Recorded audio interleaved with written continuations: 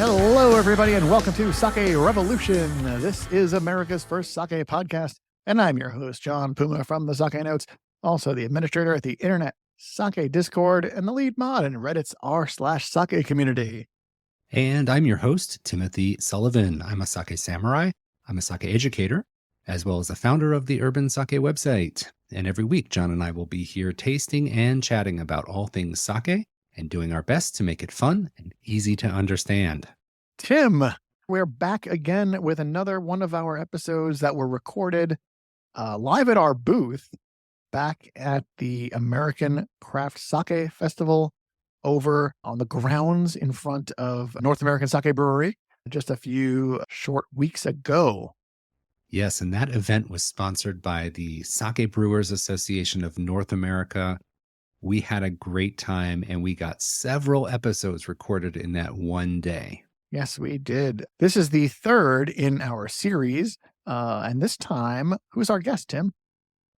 Well, we are going to be talking to one of the key players in the life cycle of sake in the U.S. I think this is the only time from this event that we had somebody on who didn't actually make sake, right? Is that accurate? That's true. Yeah. All the other people we spoke to were all brewers themselves. Mm-hmm. But there was one special booth at the American Craft Sake Festival. Directly across from ours, actually. Directly across from ours. Our neighbors. They weren't pouring sake, but they had something so integral that they had quite a crowd around their booth. Yes, they did. Yes, they did. For a while, I thought maybe they were sneaking people sake because there were so many people there. But it turns out that people were just really interested in what they had to say. And yeah, do you want to tell the people at home who our guest was? Sure. We had the great pleasure to talk to Whitney Isbell Jones, who's a member of the Isbell family. And they, of course, run the world-famous Isbell Rice Farm in Arkansas. Yes. Yeah. I think that anybody who's even thought about brewing sake in the United States has definitely heard of Isbell Farms at some point or another. Yeah. Whitney was attending the show with her husband, Jeremy Jones, and they both work for the rice farm. And Whitney has grown up surrounded by rice culture and the agricultural history of her family farm. It was so exciting to talk to her. And we're going to touch on a whole bunch of interesting stories that she brought to us about her life and her family's history. Rice is so important to the sake makers who were at the festival and so important to all of us, too, who enjoy drinking sake. What Whitney and her family are doing there in Arkansas is nothing short of miraculous because they provide the most essential raw material for getting these new generation of craft sake brewers off the ground with really high quality ingredients. We also talk about the scale of the farm. Kind of hard to imagine how so big the rice farms are down there. Yeah. When they were talking about it in terms of sheer acreage, I was just like, oh, wow, like there's that much land? Like, I think as a New Yorker, we're used to thinking in square feet. We're not used to thinking in acres at all. Yeah, well, it was such a fascinating conversation, and I'm really excited to share it with our listeners today. Please remember, dear listener, that we were recording outside and all that comes along with it, but we are doing the very best with our audio. But just keep that in mind as you listen to these episodes that were recorded outside. But John, I think we did an okay job. I had a great time. I'll tell you that. Now, I think that considering we learned some things doing this, but I think we also, I think we came out with we went out there with a really good setup, and I think it really shows. I think that the quality of the audio is pretty good. We've had episodes we've done indoors that weren't as good. So yeah, I'm very happy with how this turned out. So yeah, give a listen to our chat with Whitney Isbell Jones. Our day at the North American Sake Fest continues. Sure does. It does. And we have this time we've pulled over. So we had some brewers earlier that came over. We had some people came by and said hello. But now we actually brought some people who help make the rice that a lot of the North American brewers are using. So I thought that would be a lot of fun. Yes, and I am super excited to introduce Whitney Isbell Jones, who is of the super famous Isbell family of Arkansas, very famous rice farmers. And we've talked with a lot of brewers about the difference that good quality sake rice has been making over the last 10 years. So we have a lot to dig in today with you about sake rice. But first, Whitney, welcome to the show. Thank you for having me. All right, so digging right into it, how long has Isbell been making rice? So our farm was actually established in 1946. The rice came a little bit later than that. There was some cotton in the beginning, but then when my granddad, when he came home from World War II, he used his GI money to buy land in Arkansas. I think it was 40 acres and a tractor. Yeah, so that's how it kind of started. And from there, I just listened to him actually tell a story on a documentary a few days ago. He said it was in timber, and he had to clear it and figure out a way to make it work, and rice was the answer. So nice. All right, so there's a lot of farms that make rice, but what led to Isbell making Japanese rice or sake rice specifically? Okay, so my granddaddy was what we like to call an innovator. Yeah. And he kind of put those genetics in all of us as well, I think. But he liked to see things done just a little bit differently. A lot of people farm, we kind of wanted to do it a little different. So he started that innovation early on. So the way normal people farmed in Arkansas and everywhere else with rice, he said that really didn't work as well as another way could. And so he decided that we would level all of our fields to a 0 grade level. And that kind of farming wasn't heard of. I mean, you had to farm with levees to keep the water in. So he started doing that. So that was kind of the first innovative thing that we saw. And then my dad kind of had that same innovative spirit. And in the late 80s, early 90s, he was standing at a rice conference and they were playing ping pong and he was standing up against a wall. And there was a man from Japan that didn't speak very good English. And my dad wanted to have a conversation with him. And so he ended up being a doctor from Japan that studied rice. And my dad started a conversation with him and he said, what is the best rice that you have in Japan? And Shoichi said, Koshi Hikari is the best rice in Japan. It can only be grown, however, in Japan. It cannot be grown outside. And my dad's a rice farmer, and he says, why not? And he said, it just can't. So my dad said, well, let's just see what happens. And so... So he took that as a challenge. I think if he would say something like, bet. You would think we can't bet. Let's see what happens. And so he began to look into that, and we went through all of the legal ways to get the seed into the country through USDA and quarantine, and we began to grow it, and we grew it well. We won some taste competitions. My parents went to Japan. We had several people from Japan here. And so in the 90s, we were very integrated within the Japanese community and learned about their rice and how different it was and how good it was. And so within that whole time frame, we began to experiment with other Japonica rice varieties. And so we kind of built up a seed bank of different things that we've just researched to look at. And one of those that was in there was Yamada Nishiki. And we received a call from, I think I can say their name, Takara in California, and they wanted some. So we started to grow it in small quantities. It took a while for that to happen. That's been going on for 15 years. So as they would make a special edition out of our rice. But now, just in the past few years, it's just exploded. And I don't know. It was the right time. It just worked out. And so now, we're growing it, but that's how we got into the Japanese varieties. I mean, it's not normal for an Arkansas farmer to grow Japanese rice. That's not something that's common. But it's definitely not. I'm so happy to hear that the thing that led you to Koshi Hikari was actually a ping pong game. Yes. That's the most charming detail of the story, I think. But that's like the thing that we do. We play ping pong as a family. And I have yet to beat my dad at ping pong, and he lets me know that regularly. So we get it together. We have one in our garage, and we air condition the garage, and we play ping pong. That's awesome. Yes. Now, Koshi Hikari was where it started. Yes. And that's not traditionally used as broadly for sake. Yes, not at all. That was a sushi variety. Exactly. And then you moved on to Yamada Nishiki. Right. And I've heard from many American sake brewers that when Isbell Farms, when your family began growing Yamada Nishiki for broader distribution, it really leveled up the quality of American-made sake. What's your reaction to that? How do you feel about that? That makes me smile. because I told everyone last night, we can grow rice all day long, but what they make from it is the magic. I mean, what they do with it, it's just amazing. So to know that, I mean, yes, we want it to be the best of the best.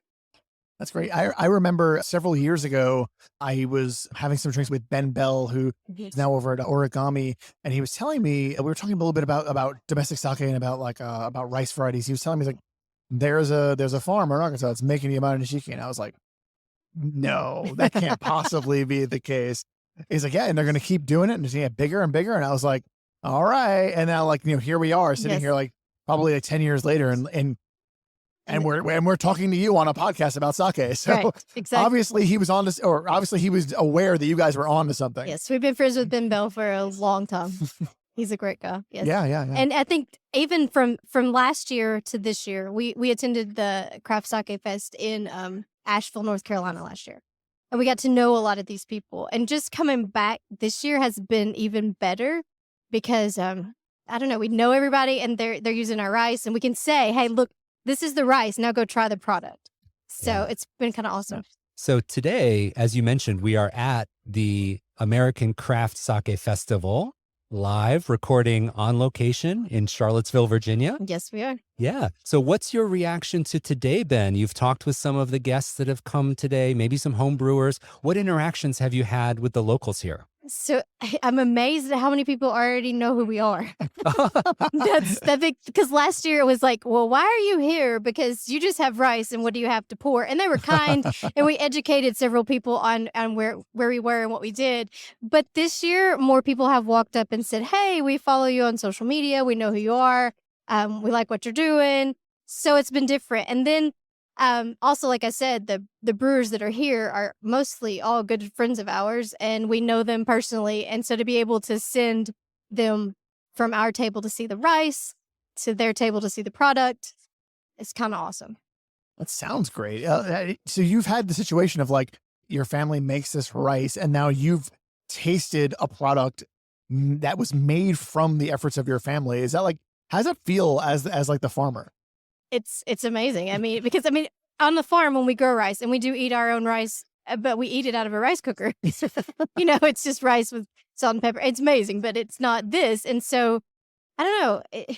It came from the ground that came from your family from years and years ago that's produced this legacy of rice. And now what was just a normal product on the market has become something different. And just to see grain taken and so many different things being able to be done with it. And I don't know, you kind of think maybe you can taste the dirt, I mean, maybe you can even track it all the way back to the farm. Now, you mentioned that you started growing Yamada Nishiki and other sake rices. We'll talk about that in a second. But I can't imagine there weren't some bumps along the road developing this market and growing these new varieties.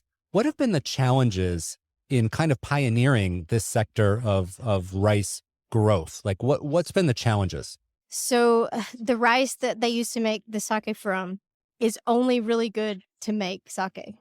So it's not a table. It's not something that you would want to. You can eat it, but it's not like the best to eat. Yes. As somebody who's had Yamada Nishiki fried rice, I wholeheartedly agree with you. It's just not. I mean, everybody comes by the table to get a sample. Do we cook it? I don't know. I mean, I don't. It's not really to eat.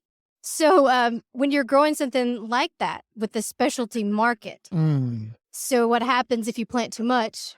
You're left with it. So it's either really a premium crop or it's nothing, and it's a loss. And so to be able to figure out how much you need, how much you don't need, what you're left with, that's been a challenge. So we've begun to contact the brewers early in the year, see what they think they might need, and so that we can always have enough, but not be left with too much. The other complexities of growing it is that it's harder to grow than a regular variety. Oh, really? And it's, very much so. And it only yields about half of what a regular variety would. So we can plant the conventional rices that we plant are bred to make a lot. Like they want yield out of it. So you put the seed in the field and you want a yield. The Yamada is not like that. We yield about half of what we're going to yield out of a conventional rice. Wow. And so we're going to, those acres are going to be It's going to be half the yield. And then while the rice is in the field,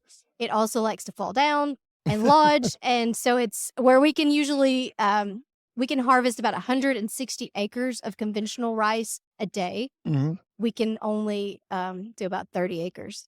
Oh, of the wow. amount. Oh, wow. That's significant. Wow. So time, energy, yes. So you mentioned lodging, which is a Yes. term I learned from you yesterday. Yes. Lodging is when the rice stalk falls Falls down. over and kind of impacts the Yes. patty, right? Yes. Yeah. And is that rice salvageable or? Yeah, it is. It's very salvageable. I mean, it's just when the rice is standing up, we can just take it right off the top of the stalk. I see. But when it's laying on the ground, we have to be very careful to pick it up. So it's like combing through. Imagine your daughter has been outside and her hair is windblown and you have to comb through that very Yeah. carefully. Mhm. So now we have rice on the ground that's tangled and mangled.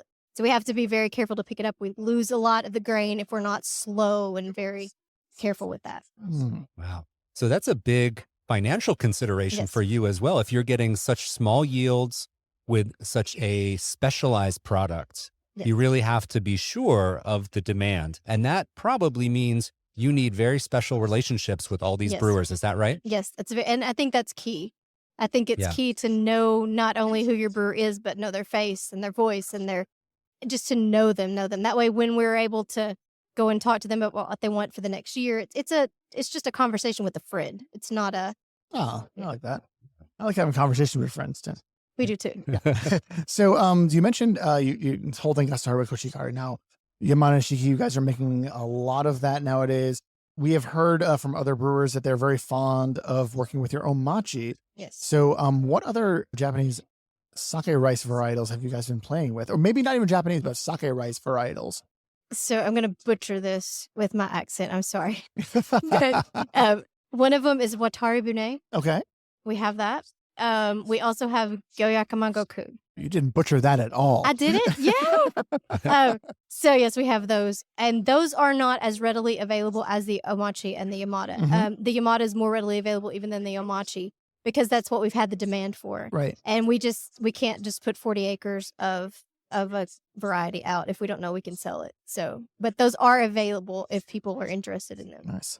Tim, Watari Bune was, if I'm not mistaken, kind of a lost rice for a long time. So it's like Yes. this rice that was lost has been recovered and now is being grown in America is a story. Like that's not something you expect to hear. That's a very old heirloom variety of Yeah. rice. Yes, Yeah. very old. Well, that's exciting that you're expanding the portfolio Yes. of rice that is available. And since you need to develop the seeds and grow that over probably several years to get the yields Yes. up, it's a multi-year process to bring a new product into your portfolio. Is that right? It's about 4 years. Oh, wow. Oh, wow. So Yeah. if we're starting with a very small sample of rice, it's going to take us about 4 years. That's why we tell them if you want something, we're going to have to start building it now. The other thing that we do is we grow a southern medium grain Mhm. and we market that. That has done very well. We've kind of labeled that under the name Somai, southern rice. That has done really well. People like that. They use that to brew. That's a less expensive if you want to do home brewing or if you want to do, just play with it a little bit. You might want to start with the less expensive rice, and we offer that as well.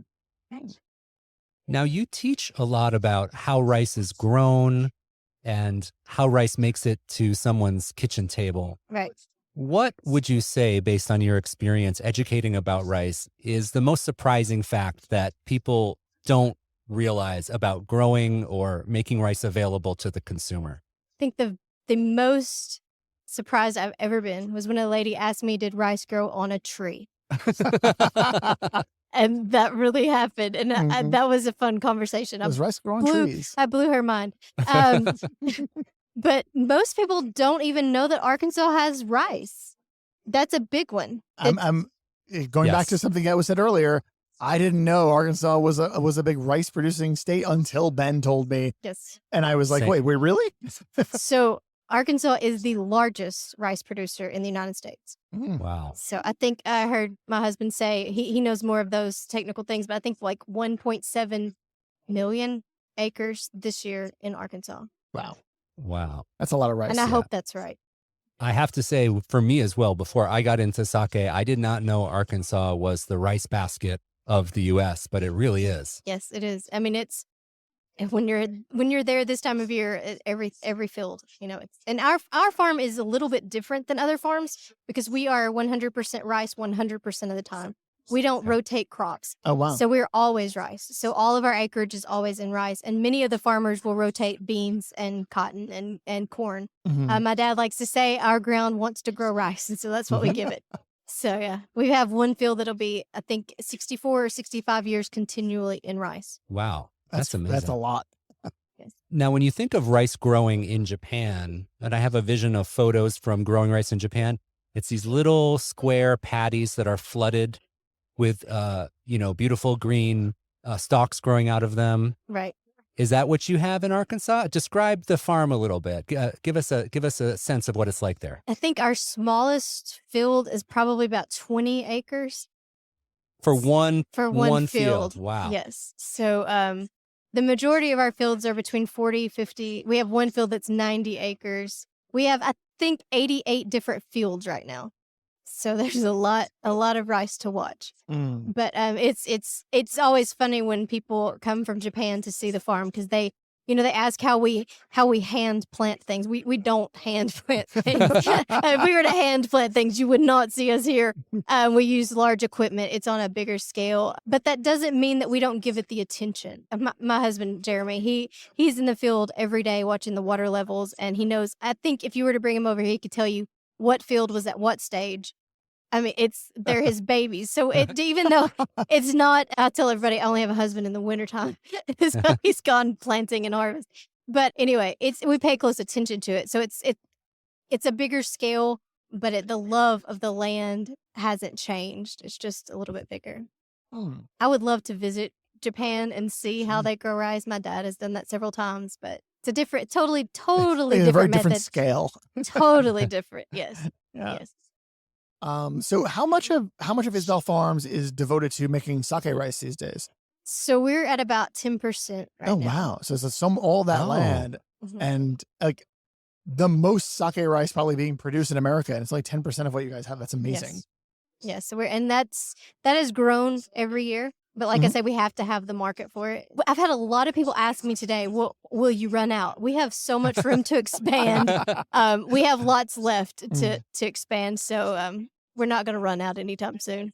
Nice. Have you gotten requests for specific rice varietals that people want to work with? Yes.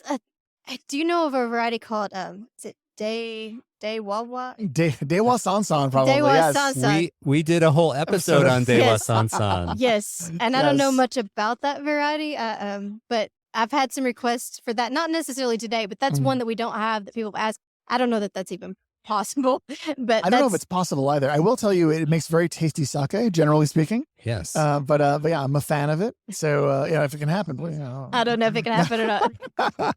Well, it is one of the few rice varieties that has its own theme song. Remember, John? Does it? Yes. And I hear that it comes from a region that's just very small. Is that correct? Relatively small. Yeah, Yamagata. Yeah, Yamagata. And it's their like local rice. Yeah, somebody told me that it doesn't even leave that region, so probably not going to make it to Arkansas. But that's okay.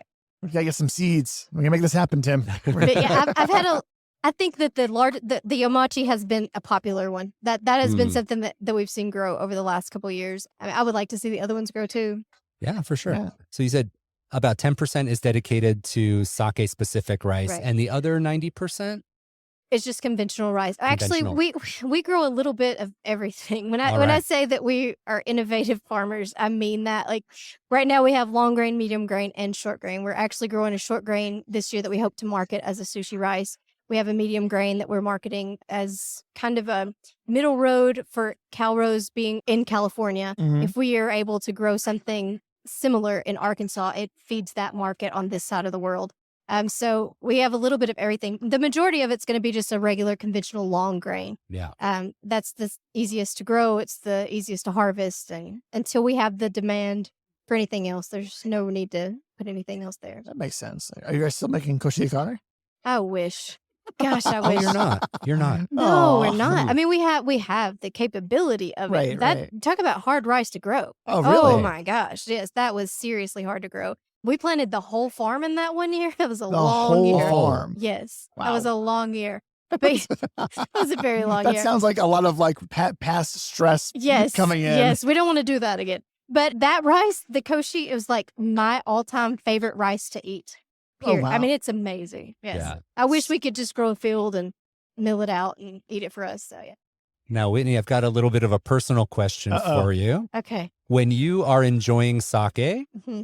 made with Isbell Farms rice, what's your favorite style? Like what's your ideal sake? Do you like things that are clean, dry, fruity, sweeter? What do you like personally? I like the ones that are clean and crisp. I don't necessarily like the ones. I like all of them. I mean, I'm not going to pick a favorite because we have all these brewers here, so I'm not going to choose a This favorite. is very strategic. Yes, I'm not going to pick a favorite. But generally speaking, I like the ones that are just a real clean, crisp taste. I appreciate those. Yes. Yes, Yes, you I'm too? on team clean and crisp Yes. as well. Yes, I like love those. I like them a lot. I occasionally visit Team Crisp and Clean. I tend to hang my flag in Team Fruity and Fun. But, I think that there's room for both of them in my heart. Right. I do like the flavored ones. The infused? Yes. I do dabble in that a little bit. Generally speaking, though, I really like it when a sake can just do that Right. without being infused. It blows my mind when I can taste something. I'm like, this tastes like strawberries. There were no strawberries used in the making of this product. And that's one of those things that when I was first getting into sake, really just it just made me go, wow, this is a unique beverage. It's amazing to see how diverse the tastes are. And the same rice.